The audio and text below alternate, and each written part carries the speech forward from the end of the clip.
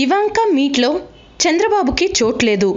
అవకాశాలు ఎక్కడుంటే అక్కడకు ఎంత శ్రమైనా వెళ్లడం ఏపీ ముఖ్యమంత్రి చంద్రబాబు నైజం. రాష్ట్రాన్ని ఎలాగైనా ఎంత కష్టపడైనా నిలబెట్టాలి అన్నది ఆయన తపన. ఇందుకోసం అమెరికా, కొరియా, సింగపూర్ ఇలా ఎక్కడ అవకాశం ఉందంటే అక్కడకు వెళ్తున్నారు. అక్కడ జరిగే పెట్టుబడిదారుల సదస్సులకు హాజరవుతున్నారు. రాష్ట్రాన్ని ప్రమోట్ చేసేందుకు కష్టపడుతున్నారు.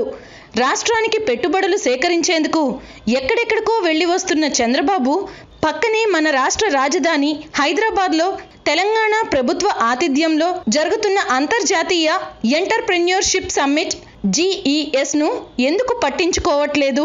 మన ప్రధాని మోడీ, అమెరికా అధ్యక్షుడు కుమార్తె ఇవాంకా తదితర మహామహులు వస్తున్న ఈ కార్యక్రమం మీద సీఎం ఎందుకు దృష్టి పెట్టలేదు?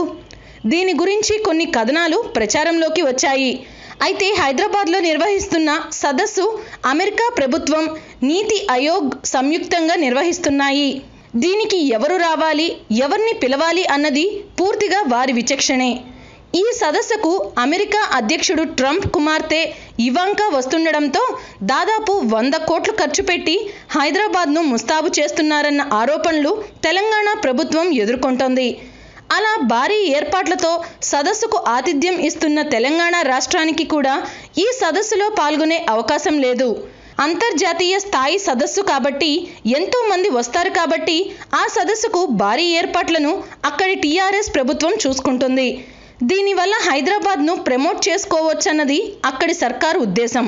అయితే మరి ఈ సదస్సు మన రాష్ట్రంలో పెట్టించి ఉంటే అమరావతికి మరింత ప్రచారం వచ్చేది కదా అన్న వ్యాఖ్యలు వినిపిస్తున్నాయి. ఇక్కడ ఉంది లాజిక్. సదస్సు ఎక్కడ జరపాలన్నది కూడా పూర్తిగా నిర్వాహకుల ఇష్టమే. వాళ్ళు అన్నీ పరిశీలించుకొని హైదరాబాద్ను ఎంచుకున్నారు. ఇంతకు మించి ఈ సదస్సుకు హైదరాబాద్ వేదిక కావడంలో తెలంగాణ ప్రభుత్వం చేసిందేమీ లేదు. అవకాశం వచ్చింది కాబట్టి వినియోగించుకుంటుంది.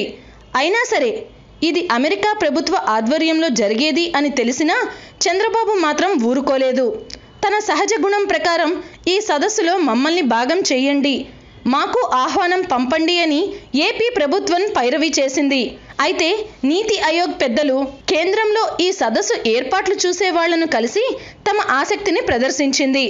కానీ వాళ్ళు కూడా మా చేతుల్లో ఏమీ లేదని చెప్పడంతో ఏపీ ప్రభుత్వం సైలెంట్ అయింది. హాయ్ ఫ్రెండ్స్, మా టుడే టుమారో యూట్యూబ్ ఛానల్ చూస్తున్నందుకు చాలా థ్యాంక్స్. మరిన్ని లేటెస్ట్ వీడియోస్ కోసం వెంటనే సబ్స్క్రైబ్ చేయండి. అలాగే ఈ బెల్ ని కూడా రింగ్ చేసేయండి. మా నోటిఫికేషన్స్ అన్ని మీ మొబైల్లో వస్తాయి. అలాగే మా వీడియోస్ మీకు నచ్చితే లైక్ చేయండి, షేర్ చేయండి, నచ్చకపోతే కామెంట్ చేయండి.